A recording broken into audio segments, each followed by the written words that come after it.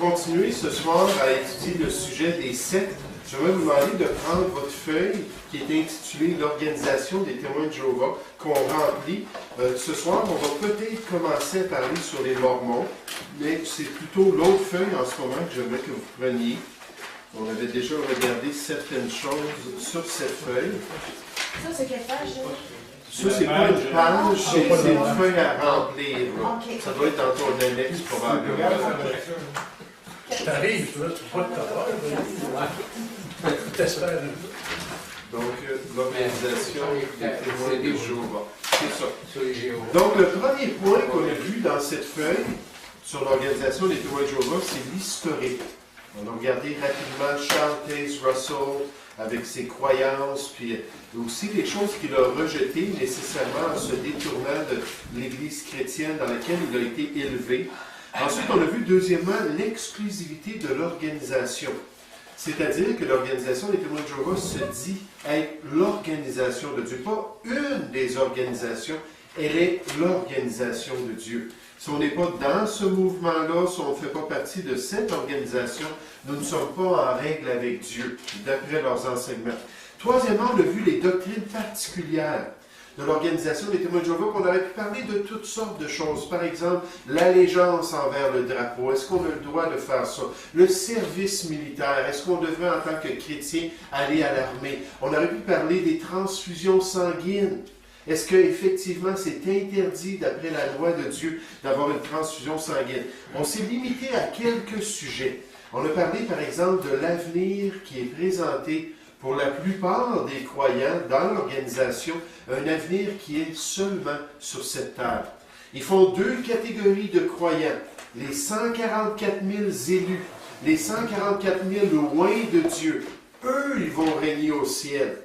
Puis tout le restant de l'organisation des témoins de Jéhovah, des croyants, eux, ils ont seulement une espérance sur la terre.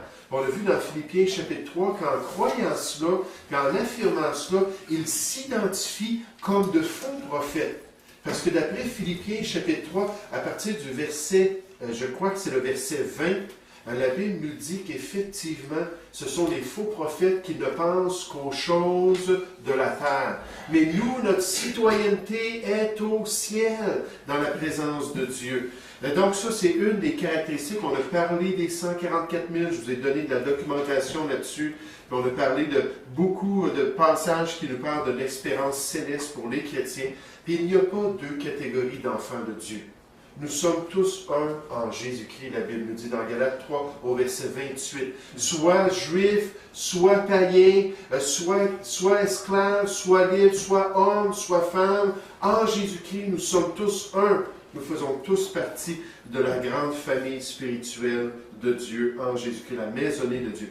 Deuxièmement, comme doctrine particulière, et la plus importante à comprendre, c'est la doctrine selon laquelle le salut s'obtient par les œuvres.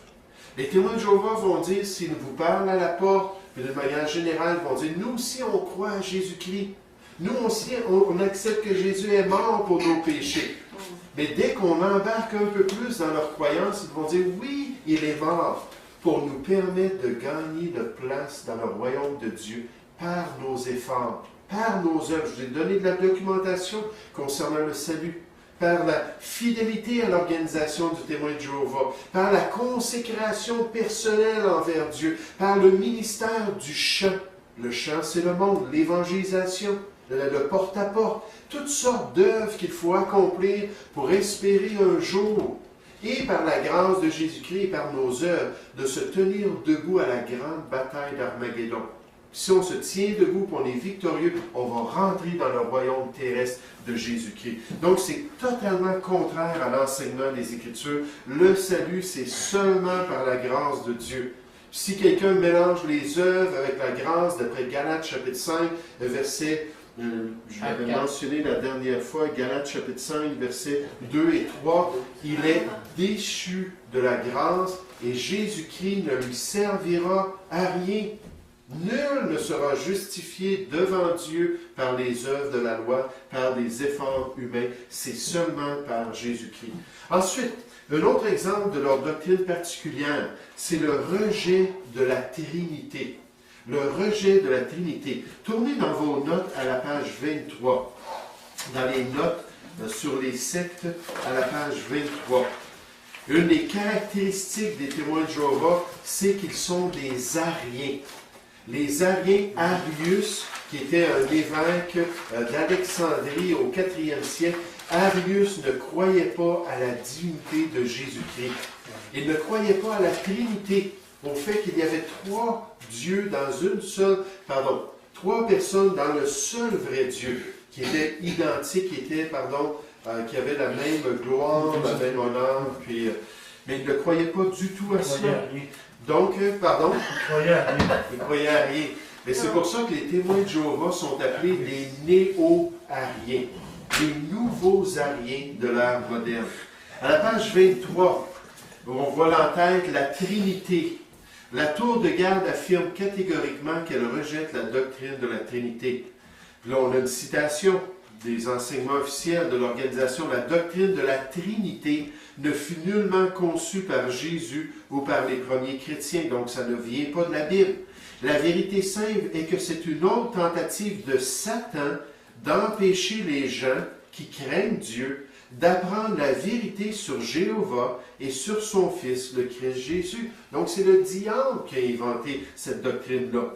Dans la théologie des témoins de Jéhovah, ni le Seigneur Jésus, ni le Saint-Esprit ne sont considérés comme Dieu. Ils sont abaissés à un niveau bien inférieur à celui que la Bible nous révèle à leur sujet. On donne un exemple dans notre texte, Jésus-Christ. Dans le système théologique des témoins de Jéhovah, Jésus-Christ n'est pas Dieu en chair, mais bien plutôt une créature de Dieu. Une citation. Jésus le Christ est un individu créé. Il est le deuxième plus grand personnage de l'univers. Jéhovah Dieu et Jésus ensemble constituent les autorités supérieures qu'on voit dans Romains chapitre 13. Donc Jésus est une créature, d'après leurs enseignements. Ensuite, une autre citation. Il fut un Dieu, mais non le Dieu tout-puissant qui est Jéhovah. On a déjà parlé de Jean 1.1, mais du fait qu'ils mettent un petit D devant le nom Dieu qui est associé avec Jésus-Christ, parce qu'ils disent qu'il n'y a pas l'article défini dans l'original. Si ce n'est pas l'article défini, c'est juste un Dieu, une divinité, plutôt que le seul vrai Dieu. On a vu pourquoi il n'y a pas un article défini quand il y a le verbe être.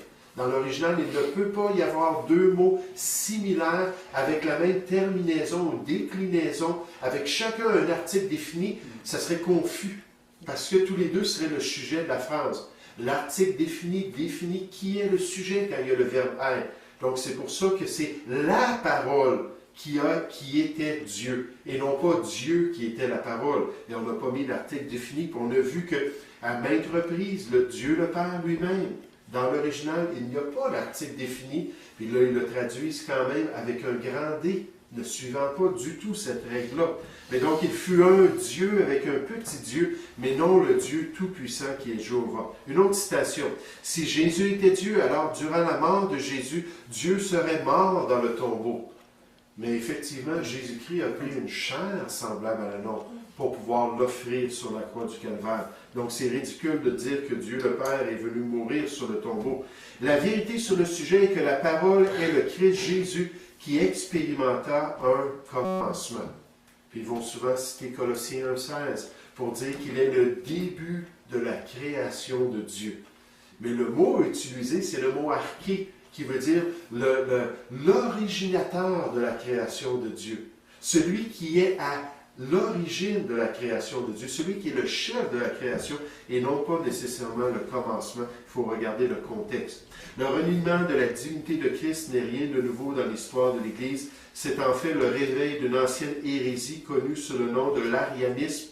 Arius, qui a vécu de 250 à 336, est celui qui popularisant l'idée que le Fils était constitué d'une substance différente du Père et qu'il était en fait une créature. Donc pour les témoins de Jéhovah, Jésus-Christ n'est pas Dieu, bien loin de cela. Et non seulement, je vous ai donné une feuille sur la divinité de Christ pour montrer que positivement, la Bible affirme que Jésus est Dieu. Puis on peut dire comme Thomas à Jésus-Christ, « Mon Seigneur et mon Dieu ». puis parce que c'est ce que Dieu accepte comme adoration. On peut se prosterner devant lui et l'exalter comme notre Dieu. Maintenant, non seulement il rejette la divinité de Jésus-Christ, mais aussi il rejette la divinité du Saint-Esprit. Non seulement il rejette la divinité du Saint-Esprit, mais il rejette même la personnalité du Saint-Esprit. Pour les témoins de Jéhovah, l'Esprit de Dieu est une puissance impersonnelle. Tout simplement.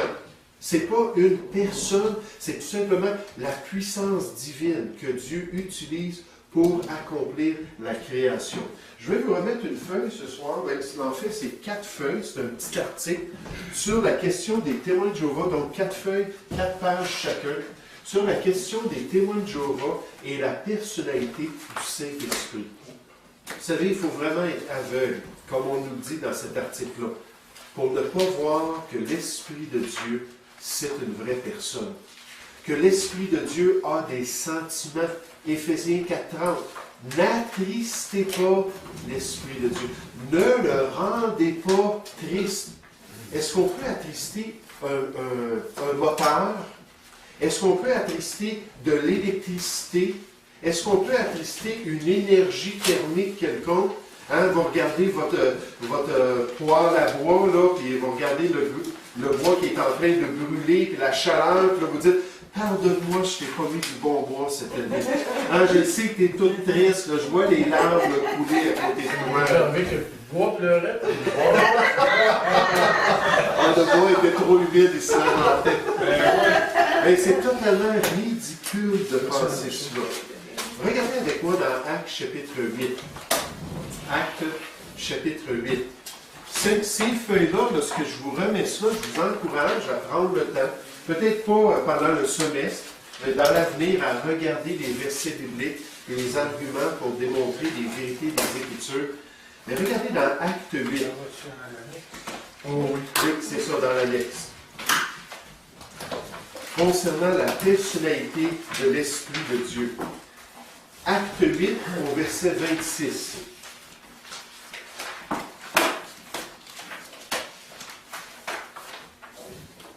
Acte 8, au verset 26. On nous dit, un ange du Seigneur s'adressant à Philippe lui dit, « Lève-toi. » Est-ce qu'on l'a pas mal tous? Acte 8, 26. « Lève-toi et va du côté du midi sur le chemin qui descend de Gaza, de Jérusalem à Gaza, celui qui est désert. » Il se leva et partit. Et voici un Éthiopien, un eunuque, ministre de Candace, reine d'Éthiopie, et surintendant de tous ses trésors, venu à Jérusalem pour adorer, s'en retournait, assis sur son char, et lisait le prophète Ésaïe. Verset 29, Acte 8, 29. « L'Esprit dit à Philippe. » Ah, donc l'Esprit de Dieu parle. L'Esprit de Dieu est capable de donner des commandements. Il est capable de s'exprimer. Est-ce qu'il y a quelque chose d'impersonnel dans la création de Dieu qui est capable de parler? Pas du tout. C'est une caractéristique de la personnalité. En fait, c'est une caractéristique des créatures de Dieu. Les animaux ne parlent pas. Quelqu'un va dire, oui, mais quand mon chien vient me voir, là, il me parle, puis il me dit qu'il a faim, puis il suit. Non, c'est seulement certaines créatures intelligentes qui sont capables de s'exprimer. Mais ces créatures-là sont le reflet d'une grande caractéristique de Dieu lui-même. La Bible nous dit dans Jean 1.1, au commencement, était la parole. Puis là, on nous parle de Jésus-Christ, le Verbe incarné. Puis une des grandes caractéristiques de Dieu, c'est qu'il s'exprime. Il parle, il révèle, il enseigne, il commande. Puis l'Esprit de Dieu est une personne. Regardez un autre exemple, Acte 13, au verset 1. Beaucoup de passages, c'est pour ça que dans l'article, vous allez en voir beaucoup plus, où on voit l'Esprit qui instruit, où on voit l'Esprit qui est le consolateur du chrétien.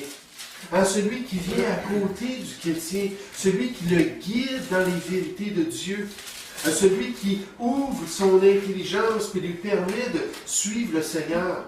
Est-ce qu'une puissance impersonnelle peut être un consolateur pour le chrétien? Pas du tout. Donc, c'est vraiment une personne. Acte 13, verset 1. On est dit, il y avait dans l'église d'Antioche des prophètes et des docteurs. Barnabas, Siméon, appelé Niger, Lucius de Cyrène, Manahen, qui avait été élevé avec Hérode le tétrarque, et Saul.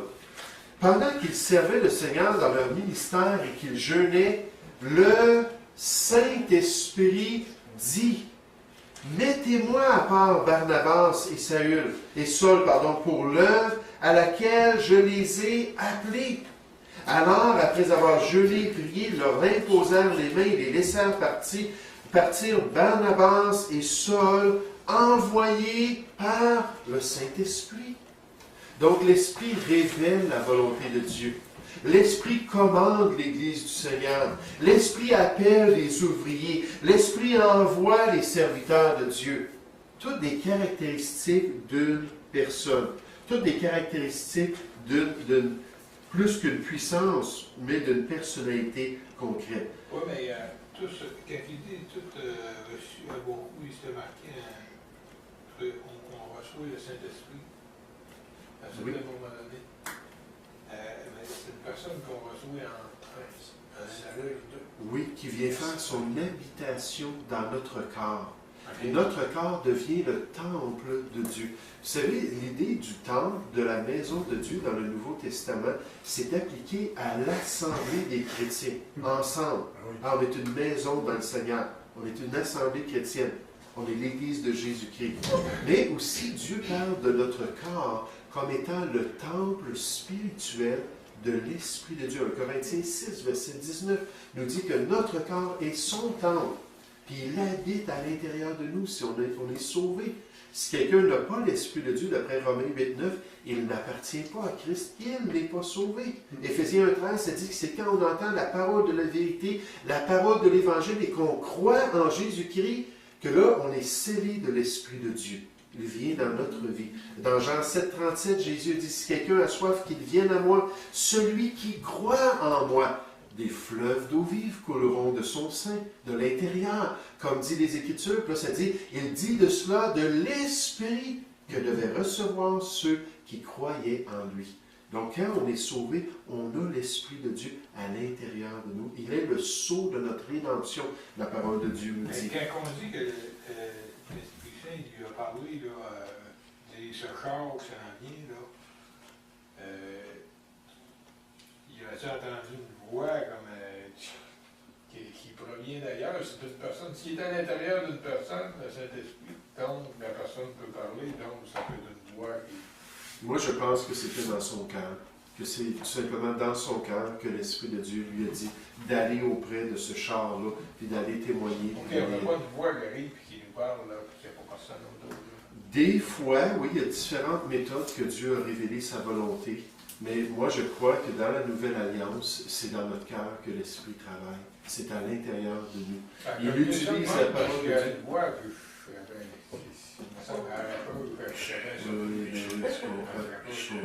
Donc, c'est dans la prière, puis dans la présence de Dieu, que Dieu agit. Oui, il rend témoignage à notre esprit que nous sommes les enfants de Dieu. Et donc, non seulement ce qu'on voit dans les Écritures, puis là, dans l'article que je vais donner, vous allez voir toutes sortes de versets. L'esprit qui empêche les chrétiens d'aller dans une telle région. L'esprit qui dit, non, non, non, c'est là que je vous veux. Et tous les agissements de l'esprit auprès du peuple de Dieu dans la Nouvelle Alliance, toutes des caractéristiques d'une personne, pas d'une puissance impersonnelle. Donc, de renier la personnalité de l'Esprit de Dieu, c'est de se fermer les yeux sur les Écritures et d'accepter que Charles Taze Russell était le prophète de Dieu, puis d'accepter seulement son verdict concernant le sujet. Et non seulement cela, aussi dans les Écritures, nous voyons que l'Esprit est associé à Dieu, comme étant lui aussi faisant partie de la divinité. Par exemple, Matthieu chapitre 28. Matthieu chapitre 28. On a la grande mission qui est donnée à l'Église.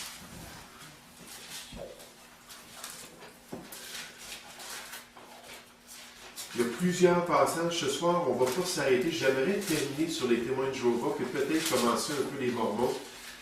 Et il y a plusieurs passages, on aurait pu regarder 1 Corinthiens 3 au verset 16, lorsque ça nous dit que le temple de Dieu, c'est le temple de l'Esprit de Dieu. Donc l'Esprit est l'équivalent de Dieu. Il est appelé Dieu dans ce passage-là. On aurait pu regarder Actes chapitre 5, versets 1 à 4, lorsque Pierre parlait à Ananias, puis qu'il avait menti au Saint-Esprit de Dieu, en disant qu'il avait donné tout le prix de ses biens, ses terrains qu'il avait vendus. Puis là, Pierre lui dit, ce n'est pas à des hommes que tu as menti, mais à Dieu. En mentant à l'Esprit, tu mentais à Dieu. Puis il y a plusieurs passages où on voit que Dieu et l'Esprit sont liés ensemble. 2 Corinthiens 3, 17, ça nous dit, « Or, le Seigneur, c'est l'Esprit. » Le Kurios, c'est le terme pour Dieu. Le seul Seigneur qu'on adore, c'est l'Esprit, le Seigneur, où Dieu est l'Esprit. C'est un autre exemple de cela. Mais ici, il y a un exemple dans Matthieu chapitre 28, dans la grande mission, au verset 18. On nous dit, Jésus s'étant approché, leur parlant ainsi, « Tout pouvoir m'a été donné dans le ciel et sur la terre. Allez, faites de toutes les nations des disciples, les baptisant au nom. » Puis là, on voit que ce n'est pas marqué A-U-X, puis N-O-M-S. Au nom de tous ces noms-là. C'est au singulier dans l'original. Un seul nom de notre Dieu. Son nom, c'est le Père, le Fils et le Saint-Esprit. Les trois sont unis parfaitement dans la gloire de Dieu, sont unis parfaitement dans l'unité. Mais peut-être que je vous remettrai un article sur la divinité du Saint-Esprit, mais ce soir, je voulais juste vous mentionner ces trois versets-là. Ces quelques versets-là concernant sa divinité, mais il y a une chose qui est claire, c'est qu'il est une personne. Puis il y a une chose aussi qui est claire pour moi, c'est qu'il est Dieu. Il est la personne de Dieu. Puis il n'y a aucun problème dans les Écritures à voir ça. Donc eux, ils rejettent la Trinité. Ils rejettent que c'est plus que juste Jéhovah de l'Ancien Testament qui est Dieu. En fait, Jéhovah, les caractéristiques dans l'Ancien Testament de Jéhovah sont appliquées et à Jésus-Christ et au Saint-Esprit. Jéhovah a créé toutes choses. Ésaïe chapitre 24, versets 14 et 15, je crois. Je ne suis pas certain de la référence, il faudrait que je vérifie. Mais où Dieu nous dit, « Seul, j'ai déployé les cieux, seul, j'ai créé toutes choses. » Dans le psaume 103, on nous dit que l'Esprit a créé l'univers. L'Esprit a fait partie de la création de Dieu. Colossiens 16, Jean 1, puis là, il y a toutes sortes de passages. Ça nous dit que c'est Jésus-Christ qui a créé toutes choses. Les caractéristiques du Jéhovah de l'Ancien Testament se retrouvent dans le Seigneur Jésus et dans l'Esprit de Dieu aussi. On veut juste penser au fait que Jésus s'est appelé lui-même « Je suis ». Je suis. Afin que vous sachiez que je suis. Je suis égo émi dans le grec, c'est le tétragramme de l'Ancien Testament. Quand Moïse a demandé à Dieu, quel est ton nom pour que je le dise au peuple d'Israël, il dit, je suis celui qui suis. C'est ainsi que tu diras au peuple d'Israël, celui qui m'a appelé s'appelle je suis. Ça, c'est le mot Yahweh, le tétragramme Jéhovah. Puis il est appliqué aux deux autres personnes de la Trinité aussi. Donc, c'est un gros sujet, la Trinité. Le mot Trinité ne se trouve pas dans la Bible. Mais c'est un terme qui a été utilisé pour parler du seul vrai Dieu qui se voit dans ces trois personnes égales-là. Trois personnes qui ont la même gloire, la même autorité en Jésus-Christ. Dans la personne de Dieu. Ensuite, un autre sujet. Le sujet du sommeil de l'âme. Cette idée-là, c'est qu'une fois qu'une personne meurt, son corps s'en va dans le tombeau. Son corps, jusqu'à la résurrection, va se décomposer puis va rester dans la terre. Les témoins de Jéhovah ne croient pas qu'il y a une distinction entre le corps et l'âme de l'individu. Ils disent que l'âme et le corps sont unis, fusionnés ensemble. Puis que la personne elle-même, une fois qu'elle meurt, va sommeiller. Elle va être inconsciente jusqu'à la résurrection du grand jour. Donc, ils ne croient pas à la doctrine du séjour des morts ou le séjour des âmes des individus.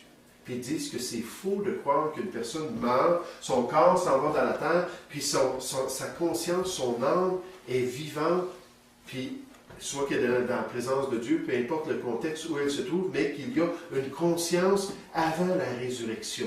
Puis ils sont très, très forts dans cet enseignement-là concernant le sommeil de l'âme. Vous savez, les adventistes du 7e jour croient cela aussi. Ils disent, il n'y a pas de conscience. Quand tu meurs, tu restes dans la terre avec ton corps, tu dors, puis parce que le mot « mourir » veut dire, dans certains contextes, dormir, puis un jour à la résurrection, là, tu vas être réveillé. Mais dans les Écritures, il y a une distinction marquée entre ce qui arrive au corps physique et ce qui arrive à l'âme de la personne. Puis un des passages qu'ils utilisent pour confirmer leur croyance dans le sommeil de l'âme se trouve dans l'Ancien Testament, dans le livre de l'Ecclésiaste. Tournez avec moi dans Ecclésiaste chapitre 9. C'est ça, vous Oui, c'est ça. avez Il y a quelques passages dans l'Ancien Testament, dans le livre des Psaumes et dans le livre de l'Ecclésiaste, qu'ils se servent pour dire qu'il n'y a pas aucune conscience après la mort, avant la résurrection. Ecclésiaste chapitre 9 à partir du verset 4. Ecclésiaste chapitre 9 au verset 4.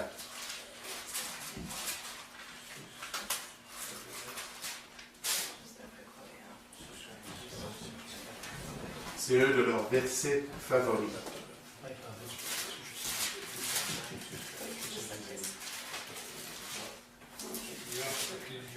C'est des livres qu'on consulte moins souvent dans la Bible, disons. Ecclésiaste, chapitre 9, et au verset... Tu l'avais? Chapitre 9, et au verset 4. On le dit, pour tous ceux qui vivent, il y a de l'espérance. Mais un chien vivant, et même un chien vivant, vaut mieux qu'un lion mort. Là, il parle là, du contexte de la mort dans le chapitre 9. Les vivants, en effet, savent qu'ils mourront, sont conscients, ils vivent, ils savent un jour, ça va m'arriver. C'est le rendez-vous de tous les vivants. Job 30 au verset 23, on nous dit cela. Mais là, ensuite, ça nous dit, mais les morts ne savent rien. Et il n'y a plus pour eux le salaire, puisque leur mémoire est oubliée. Puis il dit, ils sont comme les animaux. L'animal meurt, s'en va dans la terre, l'humain meurt, s'en va dans la terre, puis il n'est conscient de rien. Maintenant, c'est frappant qu'ils utilisent le livre d'Ecclésiaste. Il faut vraiment comprendre l'objectif de Dieu en donnant ce livre-là dans les Écritures. Regardez le chapitre 1 pour voir l'objectif. L'objectif de Salomon lorsqu'il s'est arrêté pour écrire le livre de l'Ecclésiaste. Quand on trouve une vérité dans le livre de l'Ecclésiaste, il faut absolument la confirmer ailleurs dans les Écritures. Parce que sinon, on peut commencer à croire des choses qui sont fausses. Vous dites quoi? Il y a des faussetés dans le livre de l'Ecclésiaste? Oui, effectivement. Puis vous allez voir pourquoi. Ecclésiaste, chapitre 1, au verset 12. On nous dit, moi, l'Ecclésiaste, j'ai été roi d'Israël à Jérusalem. On pense que c'est Salomon qui a écrit le livre de l'Ecclésiaste. J'ai appliqué mon cœur à rechercher et à sonder par la sagesse tout ce qui se fait sous les cieux. C'est là une occupation pénible et à laquelle Dieu soumet les fils de l'homme. J'ai vu tout ce qui se fait sous le soleil. Et voici tout est vanité et poursuite du vent. Ce que l'Ecclésiaste a fait, il a écrit un livre de philosophie humaine.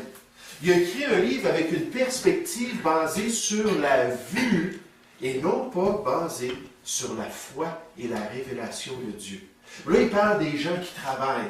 Et que c'est pénible d'aller travailler, on est fatigué, puis on accumule un petit peu d'argent, puis là, quelqu'un vient nous dérober, puis toute la vanité, ou quelqu'un peut-être qui est riche, puis qui a tout cet argent-là, puis il vient qu'à mourir, puis il ne sait même pas si c'est son fils qui va en profiter. Lui, il n'en a pas profité. Et constamment, il parle des projets de l'homme. Constamment, il parle de ses occupations. Constamment, il parle des déceptions de cette vie. Il commence le livre au verset 2 de Ecclésiaste 1. Il dit « Vanité des vanités, dit l'Ecclésiaste, vanité des vanités, tout est vanité. » Il dit « J'ai regardé, il dit « Je me suis livré à tout. J'ai eu beaucoup de femmes. J'ai eu toutes sortes de projets. Je me suis livré à toutes les passions de mon cœur. » Puis à chaque fois, j'ai été déçu. Puis c'est comme si je poursuis le vent. J'essaie de saisir le bonheur, puis je ne suis pas capable de l'accrocher. Puis à la fin, dans le 12e chapitre, il dit « Crains Dieu ». Il dit « Voici la fin du discours.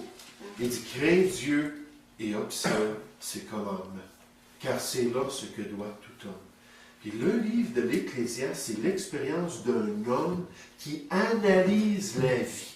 Hein, il fait son philosophe, mais sans consulter la révélation de Dieu. Puis il dit, quand je vois le juste mourir, puis le méchant mourir, ils ont le même sort. Tous les deux, ils meurent à un moment donné. Il dit, ça a servi à quoi? Si je considère juste la vie ici-bas, ça a servi à quoi d'être juste? Puis de faire ce qui est bien. L'animal n'est pas mieux que l'homme, parce que tous les deux vont finir dans la terre de toute manière. Puis, il y a 27 fois dans le livre de l'Ecclésiaste où il nous dit basé sur la vue, sur ce qui se fait sous le soleil. Puis dans son raisonnement, en rejetant la révélation biblique, il fait des déclarations pour des choses qu'ailleurs dans la Bible, c'est contredit. Est-ce que c'est un livre faux? C'est pas un livre faux. C'est un livre qui nous montre que l'homme a besoin de la révélation de Dieu. L'homme ne peut pas comprendre les vérités spirituelles sans entendre de Dieu lui-même, parce que juste sa philosophie, pensez aux philosophes grecs, ils passaient toute leur journée à réfléchir. Ils regardaient les gens marcher pour voir comment est-ce qu'ils agissaient. Ils regardaient les politiciens, ils regardaient les juges, ils regardaient les athlètes. Ils écrivaient toutes leurs réflexions. Puis jamais ils arrivaient aux vérités bibliques, apprenant toujours, mais n'arrivant pas à la connaissance de la vérité. Puis Paul dit, où est le discoureur de ce monde? Et où est le philosophe? 1 Corinthiens chapitre 1. Il dit, c'est zéro, parce que dans toute leur sagesse humaine, ils n'ont pas été capables de connaître Dieu. Puis Dieu a choisi la folie de la prédication pour se faire connaître. Puis eux, ils recherchent la connaissance, la sagesse, mais ils ne veulent rien savoir de la révélation de Jésus-Christ. Pour eux, la croix du Calvaire, c'est une folie. C'est exactement ce qu'on voit dans le livre de l'Ecclésiaste. Il y a quand même des choses très intéressantes dans son raisonnement. Puis une des choses, c'est que tu peux essayer tout sur cette terre sans jamais être heureux. Hein, Ecclésiaste 5 au verset 9, ça nous dit que celui qui aime la richesse n'est pas satisfait. Celui qui aime les biens, le matérialiste, ça ne peut jamais le combler. Et lui, vous voyez, il dit, je suis riche, j'en ai plein, là. Il dit, pendant mon règne, là, on ne faisait aucun cas de l'argent. Il y en avait tellement de l'argent, là, qu'on n'en faisait aucun cas, c'était comme des pierres de la terre. Il dit, on ne faisait presque aucun cas de l'or, tellement que j'avais de l'or dans mon règne, puis ainsi de suite. Mais tout ce qu'il dit, ça a des leçons spirituelles pour nous. Parce qu'effectivement, il faut chercher premièrement le royaume et la justice de Dieu. C'est seulement Jésus-Christ qui peut combler les besoins de notre cœur. Mais au niveau des déclarations qui sont données sous le soleil, si on a la révélation de Dieu qui vient le contredire, on ne commencera pas à argumenter avec des passages difficiles ce que Dieu a dit si clairement ailleurs dans les Écritures. Oui, Maurice? Le livre d'Ecclésiaste, en fait, apparemment qu'ils veulent l'enlever, hein, parce qu'apparemment qu'il ne vient pas de Dieu, ce livre-là. C'est un livre qui n'est pas inspiré de Dieu.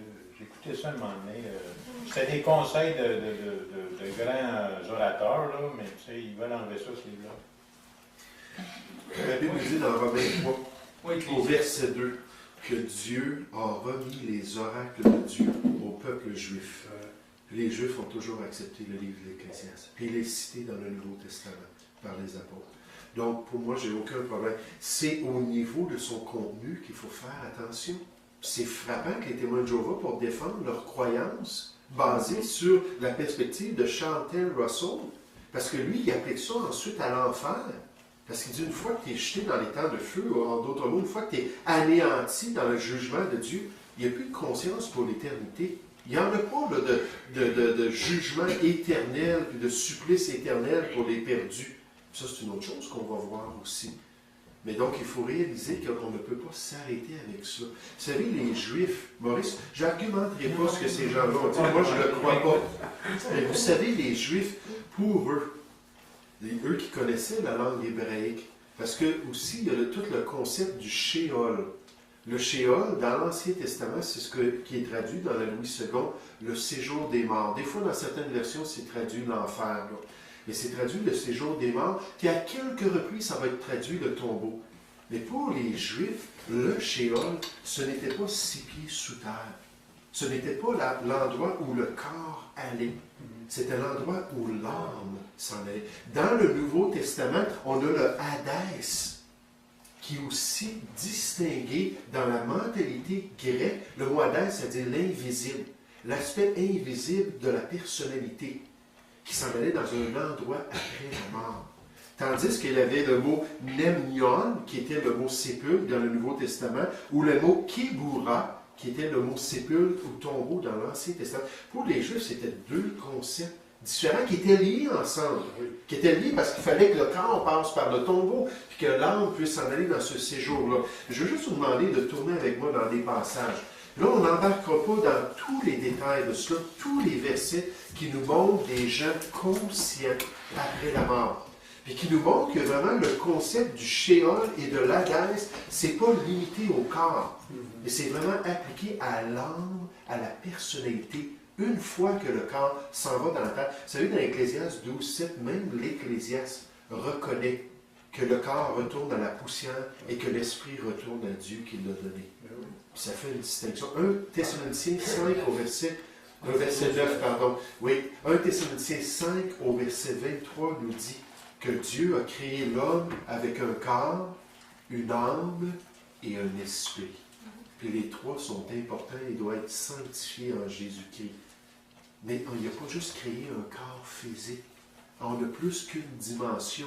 Comme Dieu qui est trinitaire, on est trinitaire nous aussi dans notre personne. Et regardez différents passages qui ne font aucun sens si on acceptait l'enseignement des témoins de Jéhovah. L'âme qui pêche, c'est celle qui meurt. Oui, c'est ça. Oui, Jésus a dit dans Matthieu chapitre 12, « Ne craignez pas celui qui tue le corps, mais celui qui peut envoyer le corps et l'âme dans la géhenne. » Donc, plus que juste l'aspect physique, c'est Dieu qui est capable de contrôler ça. Donc, quand on touche au corps, on ne touche pas nécessairement à l'âme, c'est distinct du corps. Regardez quelques exemples bibliques. Là, on n'embarquera pas. Je veux qu'on termine, si possible, mais je veux quand même juste vous montrer les Écritures. Genèse chapitre 37. C'est Joseph qui a été vendu par ses frères, qui est parti en Égypte. Dans la manigance de ses 10 frères, ils ont envoyé son manteau à plusieurs couleurs à son père avec du sang dessus, comme s'il avait été déchiré par un animal. Là, on voit ce qui se passe dans le cœur de Jacob au verset 33. Jacob l'a reconnu et dit, « C'est la tunique de mon fils. Une bête féroce l'a dévoré. Joseph a été mis en pièces. » Et il déchira ses vêtements. Il mit un sac sur ses reins. Et il porta longtemps le deuil de son fils. Tous ses fils et toutes ses filles vinrent pour le consoler. Mais il ne voulut recevoir aucune condamnation. Il disait, « C'est en pleurant que je descendrai vers mon fils au séjour des morts. » Et il pleurait son fils.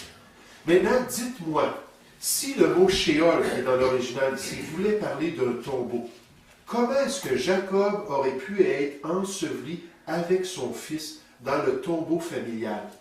Est-ce que ça aurait été possible? Où est le corps de son fils? Il est déchiré. Il a été dévoré par un animal. Mais c'est clair que Jacob, en disant cela, ne parle pas de son corps. Parce qu'il ne peut rien faire avec le corps de son fils. Il parle de l'âme. C'était la perspective juive que c'était l'âme qui descendait dans le séjour des morts, puis qui allait être réunie après la mort, jusqu'au jour de la résurrection. Regardez Nombre chapitre 20. Nombre chapitre 20.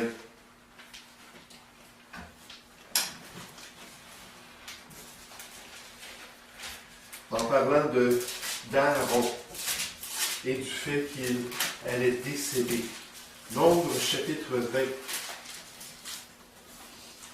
Vous savez, c'est pour ça que dans le livre de Job, le chapitre 11 du livre de Job nous parle de la sagesse de Dieu. Puis là, c'est Job qui parle de ça, puis il dit la sagesse de Dieu, c'est quelque chose de tellement mystérieux. C'est quelque chose qu'on cherche, puis on désire connaître les voies de Dieu, puis on désire avoir du discernement spirituel. Puis il dit, je le cherche, puis je m'aperçois que si je vais à un endroit, la sagesse de Dieu n'est pas là. Si je vais à un autre endroit, la sagesse de Dieu n'est pas là. Puis là, il dit, je suis tout là ébloui par la profondeur, la grandeur de la sagesse de Dieu. Puis dans Job 11, au verset 7 à 9, alors qu'il s'arrête sur la question de la sagesse de Dieu, Job s'exclame et dit, la sagesse de Dieu est aussi grande que les cieux. Hein, il se dit dans Proverbe 25:2 qu'on ne peut pas atteindre jusqu'aux cieux. Puis même si on voulait essayer de traverser le cosmos, là, on n'est pas capable, c'est trop grand. Il dit, elle est aussi grande que les cieux, elle est aussi profonde que le Shéol. On prend de notre pelle, 6 pieds, tiens, la sagesse de Dieu sera là. Hein, il est en train de faire une comparaison d'une grande distance. Pour les Juifs, ils croyaient que le Shéol était dans le centre de la terre. C'est ce que la parole de Dieu enseigne. Ils avaient la bonne perspective. Puis Proverbe, chapitre 25, au verset 2, dit qu'on ne peut pas aller dans la profondeur des cieux, on ne peut pas aller dans la profondeur de la terre, on peut aller quelques kilomètres seulement. Si tu descendrais 200 km, tu aurais un gros problème avec le magma, puis avec la chaleur, puis tu ne pourrais pas y aller. Le séjour des morts est dans la terre, dans la profondeur. C'est le mot Shéol qui est utilisé. Si pour les Juifs, le Shéol, c'était juste ce tombeau, ben, ça ne serait pas une analogie égale, ça ne marcherait pas. Mais on a toutes sortes d'indications qu'effectivement, les Juifs, leur perspective était exacte. Le Shéol, ce n'est pas le tombeau, comme c'est enseigné par les témoins de Jéhovah. Oui, Maurice? David aussi, il dit ça en d'autres termes. Il dit, si je vais aux extrémités, tu y es, ou si je vais ailleurs, tu y es, ou peu importe où, là. Dans les abîmes. Puis... Oui. Oui, c'est vrai, parce que Dieu est omniprésent, hein, il est partout, puis il fait ces comparaisons-là. Regardez Nombre, chapitre 20, en parlant de la mort d'Aaron. Verset 23, c'est l'Éternel dit à Moïse et à Aaron, vers la montagne de Hor, sur la frontière du pays d'Édom. Aaron va être recueilli auprès de son peuple, car il n'entrera point dans le pays que je donne aux enfants d'Israël, parce que vous avez été rebelles à mon ordre aux eaux de Mériba. Prends Aaron et son fils Éléazar, fais-les monter sur la montagne de Hor. Dépouille Aaron de ses vêtements et fais-les revêtir à Éléazar son fils. C'est là que Aaron sera recueilli et qu'il mourra. Puis là, on nous dit qu'il a été recueilli auprès de son peuple. Où étaient les tombeaux des fils d'Israël? Tout à travers le désert. Puis là, on nous parle du fait qu'Aaron allait être recueilli auprès de son peuple. Pas dans les tombeaux, dans le séjour des morts, auprès des descendants d'Abraham. On nous dit exactement la même chose concernant Moïse. Juste quand il est monté sur la montagne, puis il a vu tout le pays de Canaan, puis là, Dieu lui a dit, tu ne rentreras pas, mais je veux quand même que tu le vois. Puis ensuite, on nous dit que Moïse a été recueilli auprès de son peuple. La référence est Deutéronome 32, verset 48 à 52. Mais comment est-ce qu'il a pu être recueilli? Son peuple était à travers le désert, les tombeaux étaient partout à travers ces 40 ans-là. Là, on parle de son âme. Puis les Juifs interprètent ces passages-là comme parlant de l'âme du défunt qui allait être recueilli auprès des descendants d'Abraham. Regardez des passages qui nous parlent de la conscience après la mort dans le Nouveau Testament. Matthieu chapitre 22. Matthieu chapitre 22.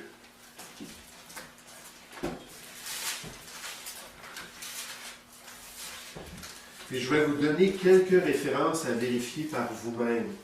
Parce que là, je n'ai pas le temps de tout regarder. Puis il reste un dernier point que je voulais finir ce soir.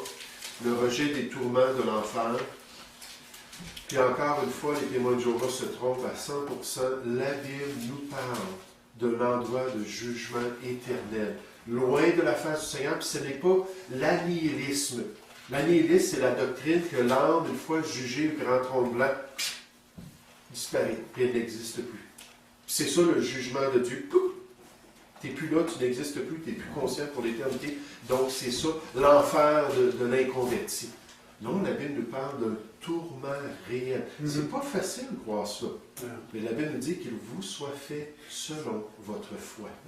Si on a assez la foi en Dieu de croire que ce qu'il révèle dans les Écritures, c'est vrai, on va accepter la doctrine du lac de feu ou du géant, de la géhenne, de l'endroit de jugement. Puis les témoins de Jéhovah disent, oui, mais le mot géhenne même que Jésus utilise pour parler de ce jugement-là, on le sait que ça représente juste une vallée au sud de la ville de Jérusalem, où on jetait les déchets, puis on faisait brûler là, les cadavres même des esclaves, puis ainsi de suite. Mais pour les Juifs, ça représentait le tourment des inconvertis pour l'éternité. Là où le ver ne meurt pas, et là où le feu ne s'éteint pas. Puis effectivement, c'était un endroit, c'était un dépotoir pendant l'histoire d'Israël. Puis quand ils faisaient passer leurs enfants dans le culte de Moloch, ils faisaient passer leurs enfants au feu, c'était à cet endroit-là qu'ils faisaient cela. Puis quand le peuple revenait à Dieu, il purifiait cet endroit de dépotoir-là pour plus que ce soit un endroit d'idolâtrie. Mais le mot Géhen, la vallée des fils d'Inon, à côté de Jérusalem, ça n'avait rien à faire aux yeux des Juifs. Avec cet endroit-là, c'était une image du feu qui allait tourmenter ceux qui ne connaissaient pas le seul vrai Dieu. Donc c'est pour ça que Jésus l'utilise dans le symbolisme juif qui était accepté à l'époque. Matthieu chapitre 22, donc la conscience des âmes. Matthieu chapitre 22 à partir du verset 30. C'est Jésus qui est en train de parler avec les Sadducéens. Là, il raconte une histoire, l'histoire d'Elizabeth Taylor, qui est décédée cette semaine, qui a eu 7 époux. Là, il dit, si quelqu'un, là, une femme s'est mariée à 7 reprises, là, puis elle a eu 7 époux, puis qui meurt, de qui serait-elle l'épouse dans le royaume de Dieu? Là, il dit, vous ne comprenez pas la parole de Dieu. Parce qu'on ne prendra pas des époux pendant la gloire sur verset 30, car à la résurrection, les hommes ne prendront point de femmes, ni les femmes de Marie, mais ils seront comme les anges de Dieu dans le ciel. Pour ce qui est de la résurrection des morts, n'avez-vous pas lu ce que Dieu vous a dit? Quand Dieu a parlé à Moïse, il a dit, je suis le Dieu d'Abraham, le Dieu d'Isaac et le Dieu de Jacob. Dieu n'est pas le Dieu des morts, mais des vivants. Puis quand Dieu s'est adressé à Moïse, puis il a dit, je le suis, pas j'étais leur Dieu, je le suis aujourd'hui. En voulant dire qu'Abraham, Isaac et Jacob sont vivants. Ils étaient morts depuis des siècles. Ils étaient vivants dans la présence de Dieu. Puis c'est pour ça que des passages comme Marc chapitre 9, au verset 2 à 4, quand Jésus monte sur une montagne, la montagne qu'on a appelée la montagne de la transfiguration, lorsque Jésus a été métamorphosé devant ses disciples, ses 3 disciples qui l'avaient accompagné sur cette montagne-là, puis ils ont vu sa gloire céleste. C'est pour ça qu'il y a 2 hommes qui lui est apparus. Qui sont ces 2 hommes-là? Moïse et Élie, qui étaient morts depuis des siècles et des siècles. Puis la résurrection n'était même pas encore arrivée, puis elle n'est même pas encore arrivée dans le plan de Dieu. Leur âme était consciente. Puis leur âme pouvait discourir des choses, puis de l'œuvre que Jésus allait faire à Jérusalem. On a des indications de personnes conscientes. Luc chapitre 16, c'est un exemple de cela. Quand Jésus enseigne concernant un homme qui s'appelait Lazare, oui, qui était un pauvre, puis un riche qu'il connaissait. Des fois, il allait voir ce riche-là juste pour avoir un peu de miettes là, qui tombaient de sa table comme des chiens pour pouvoir juste manger. Puis Lazare avait toutes sortes de plaies. Les témoins de Jéhovah disent, oui, mais c'est une parabole. Comment ça, c'est une parabole? C'est pas, vous savez, vous pouvez regarder dans Louis II, ça va être marqué la parabole du riche et de Lazare. Mais il n'y a pas d'indication dans le texte. Il n'y a jamais une seule parabole du Seigneur Jésus où il nomme un individu. Pourtant, là, il donne cette description-là d'un homme qui s'appelait Lazare. Mais ce qui est frappant, c'est que Jésus ouvre une fenêtre sur l'au-delà. Puis après la mort, puis l'ensevelissement du corps de ces 2 hommes-là, ils se sont retrouvés dans la profondeur de la terre, dans le séjour des morts, dans 2 compartiments. Un lieu de tourment pour cet inconverti-là, puis un lieu de repos, le sein d'Abraham, où ce croyant-là était dans le repos de Dieu. Puis là, on a tout le discours. Abraham est là conscient. Il est mort depuis des millénaires presque. Puis il est là conscient avec Lazare. Puis il discute avec cet homme-là, l'autre bord d'un grand gouffre qui les séparait, afin que ceux qui veulent passer de là à ici ne peuvent, ou d'ici à là ne peuvent le faire. Là, les témoins de Jéhovah disent, oui, mais c'est juste une parabole. Pourquoi? Parce que c'est contraire à vos enseignements. Un autre passage, Apocalypse chapitre 6, alors que les fléaux s'abattent sur la terre. Il y a déjà des gens qui ont été martyrs à cause de leur foi en Jésus-Christ et de la parole qu'ils ont prêchée. Et la Bible nous dit dans les versets 9 à 11, vous n'avez pas besoin de le chercher, prenez la référence, Apocalypse 6, versets 9 à 11, que ces âmes des personnes mortes demandent au Seigneur, jusqu'à quand, Seigneur? Quand est-ce que tu vas les punir à cause de ce qu'ils nous ont fait vivre?